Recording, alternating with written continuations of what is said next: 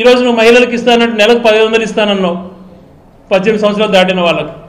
ఎక్కడ ఉంది? మహిళలను అన్యాయం చేసావు, రైతులకు అన్యాయం చేసావు. ముఖ్యంగా యువత, మీరు పిల్లలను పుట్టించుకోండి, ఎంతమందినైనా కనండి. గతంలో పాపులేషన్ సెన్సస్ అన్నటువంటిది 70 సంవత్సరాలు ఈ రాష్ట్రంలో దేశంలో అవేర్నెస్ క్రియేట్ చేసి లక్షల కోట్లు ఖర్చు పెట్టారు ఆ టైంలో కుటుంబ నియంత్రణ గురించి. అవన్నీ ఏం ఆలోచన చేయకుండా జపాన్లో అట్లుంది, ఇక్కడ ఇట్లుంది, మీరు పిల్లలు కనండి ఎంతమందినైనా అంటావు. మరి ఏం చేస్తున్నావు ఆ యువతకి? ఆ యువతను సర్వనాశనం చేస్తున్నావు. ఎక్కడ చూసినా గంజాయి, రౌడీజం పెంచి పోషిస్తున్నావు. గంజాయితో విచ్చలవిడిగా స్కూళ్ళల్లో కాలేజీలలో విచ్చలవిడితనం అయిపోయింది. ఆ యువతకు ఉద్యోగ అవకాశాలు కల్పించావా? ఇదే జగన్మోహన్ రెడ్డి గారు ముఖ్యమంత్రి అయినటువంటి 3 నెలల్లో దాదాపు 1,40,000 ఒకటే స్ట్రెచ్తో ఉద్యోగాలు ఇచ్చాడు. నువ్వు ఎప్పుడో ఇస్తానని చెప్పి అది గత ప్రభుత్వంలోనే 7,000 డిఎస్సి ఇచ్చినంటే అది ఏదో 16,000కి చేసి అది కూడా 2 సంవత్సరాలు పూర్తి అయ్యడానికి ఇప్పుడు చేసి ఏదో గొప్పలు సాధించిన అంటున్నావు. మరి 1,40,000 ఎక్కడ, 16,000 ఎక్కడ?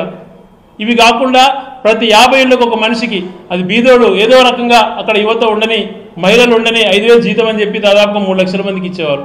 నువ్వు వాళ్ళకి 10,000 ఇస్తానని చెప్పి అది మోసం చేస్తుంది. ఈ రకంగా యువతను ద్రోహం తలపెడుతున్నావు. ఎటువంటి ప్రాజెక్ట్స్ రానియకుండా ఊరికే మభ్యపెట్టిన మాటలు చెప్పుకుంటూ పోతున్నావు. ఏ రకంగా యువతకు మేలు చేయకుండా, నిరుద్యోగ వృత్తి ఇవ్వకుండా 20 లక్షల ఉద్యోగాలు ఇచ్చాయని మాట్లాడుతున్నావు. యువతకు మోసం చేస్తుంది. ఇంకా ఉద్యోగస్తులు అయితే దారుణంగా మోసం. వాళ్ళకు రావాల్సిన 4 డిఏల గురించి ఇంతవరకు మాట్లాడలేదు, పిఆర్సీ గురించి ఆలోచన లేదు, సిపిసి గురించి ఆలోచన చేయట్లేదు. వాళ్ళకి ఏ రకమైనటువంటి బెనిఫిట్స్ వచ్చే విధంగా ప్రయత్నం చేయలేదు. ఎన్నికల ముందు మాత్రం వదలకూడదు, అవి చేస్తారు ఇవి చేస్తారని చెప్పి వాళ్ళు అవమానకర రీతిలో ఉద్యోగస్తులు ఇబ్బందులు పెడుతూ ఐఏఎస్ ఐపీఎస్ లాంటి ఆఫీసర్లను కూడా నీ పొలిటికల్ గెయిన్ కోసం వాళ్ళని సస్పెండ్ చేస్తూ పోస్టింగ్లు నీకు అనుకూలమైన లేకపోతే పోస్టింగ్లు ఇవ్వకుండా వాళ్ళని చాలా హెరాస్ చేస్తున్నారు. ఇది ప్రజాస్వామ్యమా? ఇదే ప్రజాస్వామ్యంలో చేయాల్సిన ప్రక్రియ?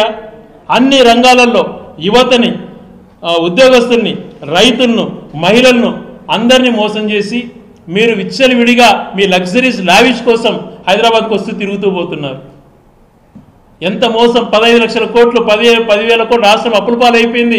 15 లక్షల కోట్లు, 16 లక్షల కోట్లు అని అందరూ ప్రచారం చేశారు. కేవలం 3 లక్షల కోట్లు మాత్రమే జగన్మోహన్ గారి పీరియడ్లో అప్పులు చేస్తే, ఆయన అప్పులు 5 ఏళ్లలో 3 లక్షల కోట్లు చేస్తే 1.5 సంవత్సరంలోనే దాదాపు 2 లక్షల కోట్ల పైన నువ్వు ఈరోజు రాష్ట్రానికి అప్పులు చేసి ఏ రకంగా ప్రజలకు కూడా ఇవ్వటం లేదు.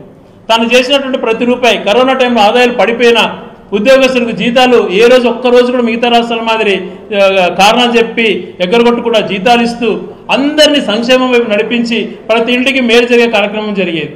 ఈరోజు ఏమైనా చేస్తున్నావా? పబ్లిసిటీ చేస్తున్నావు, అప్పేమో పెరిగిపోతా ఉంది. దీనికి నీకు సమాధానం చెప్పాల్సిన బాధ్యత లేదా? ఎదురుదాడి చేయడం కాదు, నెగ్లెక్ట్గా అవతల వాళ్ళని చాలా ఇదిగా అవమానించే విధంగా ప్రవర్తించడం, మనుషులపైన దుర్మార్గంగా మాట్లాడడం, కేస్ స్టడీలు అంటాడు. ఈరోజు ఒకటే చెప్తున్నాం, ఈరోజు వివేకానంద రెడ్డి గారి హత్య కేసులో మేము చిత్తశుద్ధితో ఉన్నాం. మేము మా ప్రయత్నం అంతా కూడా చేశాం. మీరు అధికారం వచ్చి 16 నెలలు అంతకుముందు అన్ని మాటలు మాట్లాడారు కదా, ఈరోజు మీరు ఎందుకు దాన్ని ఏదో ఒకటి తీర్చలేకపోతున్నారు?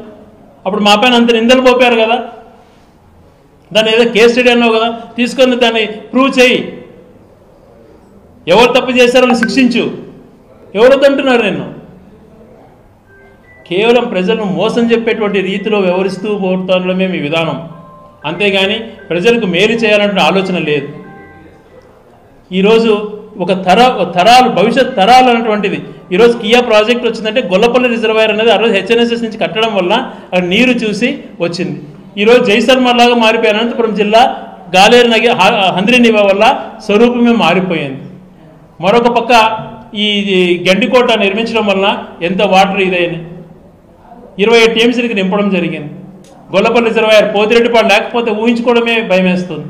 అటువంటి మంచి గొప్ప పనులు చేశారు మరి రాజశేఖర రెడ్డి గారు వాళ్ళకు. మీ హయాంలో నువ్వేం చేసావు? నీ 17 సంవత్సరాలు ముఖ్యమంత్రిగా ఉండి ఏమన్నా ఒక్కటన్నా మేలు చేసావా? ఏ ప్రాంతానికైనా మేలు చేయని తలపెట్టావా? ఎప్పుడు పబ్లిసిటీ స్టంట్స్, విమర్శించడము, నువ్వేదో చేసినట్టు గొప్పలు చెప్పుకోవడము, లేనిది క్రియేట్ చేసి చూపించడం. ఆర్టిఫిషియల్ ఇంటెలిజెన్స్ పరిస్థితులు ఎంతో టెక్నాలజీ పెరిగిపోయింది, అన్నిటికీ నువ్వే కారకులు అంటావు. ఎట్లా అవుతుంది సాధ్యం అది నీతో? ఇట్లా అన్ని రకాల మోసం చేస్తూ ఏ ప్రాంతంలో ఏ ప్రజలకు మేలు చేయకుండా అక్రమంగా దుర్మార్గంగా వ్యవహరిస్తూ ప్రశ్నించే వాళ్ళని పైన వేధించేటువంటి కార్యక్రమం చేసుకుంటూ ఈరోజు లిక్కర్ స్కామ్ గురించి అన్ని మాట్లాడు. మరి ఈరోజు మిథున్ రెడ్డి గారు బెయిల్ పిటిషన్ బెయిల్ దాంట్లో కండిషన్ క్లియర్గా మెన్షన్ చేసింది, తాను దాని పరిస్థితి ఏంది అని, తన పాత్ర ఏ రకంగా లేదు అని చెప్పి. మరి ఎందుకు టైం వృధా చేస్తూ ఊరికి అక్రమంగా బెదిరించేటువంటి వైసీపీకి ఎవరు అనుకూలంగా ఉంటే వాళ్ళపైన అక్రమంగా కేసులు పెట్టి వేధించేటువంటి పరిస్థితి తీసుకొస్తున్నారు. అంతకు తప్పితే మీరు చేసేది ఏమీ లేదు. మేము ఈ ప్రాంత ప్రజలుగా మిమ్మల్ని గట్టిగా అడుగుతున్నాం, రిక్వెస్ట్గా అడుగుతాం, తర్వాత మేము పోరాట బాటలు కూడా దిగుతాం. ఆల్మట్టి అన్నటువంటిది వెంటనే మీ ఆలోచనలు చెప్పి